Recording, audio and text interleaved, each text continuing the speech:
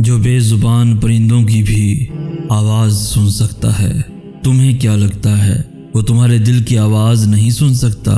جو اللہ پتھر میں رہنے والی چیونٹی کو بھی رزق دیتا ہے، تمہیں کیا لگتا ہے وہ تمہیں تمہاری چاہت سے نواز نہیں سکتا؟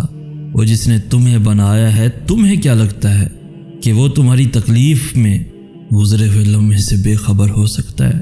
وہ تو تب بھی سنتا ہے جو تم خود کو بھی نہیں سن پاتے، وہ تو تمہیں تب بھی سمجھتا ہے جب تم خود کو ہی نہیں سمجھ پاتے۔ تو پھر کبھی یہ مت سوچنا کہ اللہ نے تمہاری دعا رد کر دی، اس نے ہر پکار سن لی ہے، اس نے بس عطا کرنے کا ایک وقت مقرر کر رکھا ہے، اور ہو سکتا ہے جسے تم اپنا اختتام سمجھ رہے ہو، تم سمجھ رہے ہو کہ میرا اس کے بعد کوئی نہیں ہے، اللہ اسی کو تمہارے لیے نیا آغاز بنا دے گا۔ دیکھنا اللہ تمہاری ایسے مدد کرے گا کہ تم خود بھی حیران رہ جاؤ گے۔ دیکھنا تم تو وہ ہو نا جو دعائیں مانگ کر اور انہیں ناممکن سمجھ کے بھلا چکے ہوتے ہو۔ اللہ انہی دعاؤں کے ذریعے تمہیں تمہارے برے وقت سے بچا لیتا ہے۔ تم تو وہی ہو نا جو نا امید ہو جاتے ہو، جلدی مایوس ہو جاتے ہو، تم تو وہی ہو نا۔ لیکن اسے سب پتہ ہے، وہ جانتا ہے تم کن کن وقتوں میں، کن کن لمحوں میں پریشان رہے تھے، کب روئے تھے، کب اللہ سے جھولی پہلائے، ہاتھ اٹھائے، دعائیں کی تھی، بھیک مانگی تھی۔ لیکن تم یاد رکھنا، اللہ کے ایک کن کے سامنے بیکار ہے کائنات کی ساری رکاوٹیں۔ تم بھول مت جانا، ہر چیز کا ایک وقت مقرر ہے اور اس وقت میں ہو کر رہے گی۔ اللہ کی لاٹھی بے آواز ہے، جس نے تمہارے ساتھ برا کیا ہو اس کے ساتھ اسی دنیا میں برا ہو کر ہی رہتا ہے۔ تم بھول مت جانا، تم بھول جاتے ہو لیکن اللہ نہیں بھولتا، وہ انصاف کرنے والا ہے۔ برائی اور اچھائی کا صلہ اسی دنیا میں ہی انسان کو مل جاتا ہے۔ تو پھر کبھی یہ مت سوچنا کہ اللہ نے تمہاری دعا رد کر دی، اس نے ہر پکار سن لی ہے، اس نے بس عطا کرنے کا ایک وقت مقرر کر رکھا ہے۔ کیا تم نہیں جانتے یا شاید تم بھول چکے ہو کہ تمہارا رب سب کچھ کر سکتا ہے، سب کچھ کر سکتا ہے۔ دیکھنا اس اندھیرے میں اللہ رحمت کی روشنی پیدا کر دے گا۔ تم دیکھنا تمہاری ساری دعائیں پوری ہو جائیں گی۔ بس تم مایوس مت ہونا، دل برداشتہ مت ہونا۔ دیکھنا اس مشکل کے بعد اللہ تمہارا وقت بدلے گا، تمہارے اس صبر کا صلہ اللہ جلد ہی تمہیں عطا کر دے گا۔ دیکھنا اس بے بسی کے بعد اللہ ہر ناممکن کو ممکن کر دے گا۔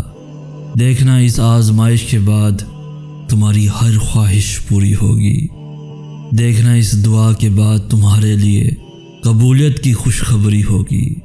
تم دیکھنا، تمہیں نظر آئے گا، یہ اللہ کا وعدہ ہے۔ تم بس اللہ کا شکر ادا کیے رکھو، جس حال میں بھی رہو اللہ کا شکر ادا کیے رکھو۔ تم اپنے اس ٹوٹے ہوئے دل پر غم نہ کرو، کیونکہ جس نے اسے بنایا ہے وہ اس دل کو موڑ بھی سکتا ہے اور پھر سے جوڑ بھی سکتا ہے۔